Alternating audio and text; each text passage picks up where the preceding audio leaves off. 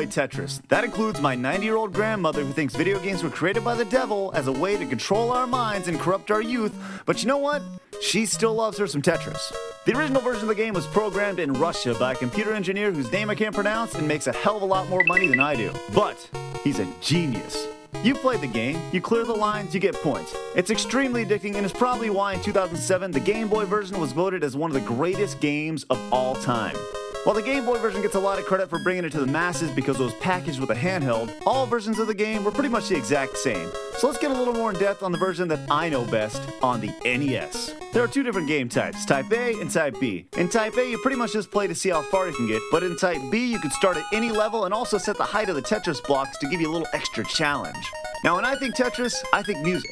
And while most people think Music 1 and 2 are awesome, which they are, Music 3 is by far my favorite. For some reason, it reminded me of Metroid. Speaking of other NES games, if you were able to finish a game in Type B, you got a cutscene. Now, it changed depending on what level you selected, but if you were a Tetris master, you pretty much got to see everyone. Mario, Luigi, Samus, Bowser, Kid Icarus, Donkey Kong, and the princess, who probably got captured 5 seconds after being in the game.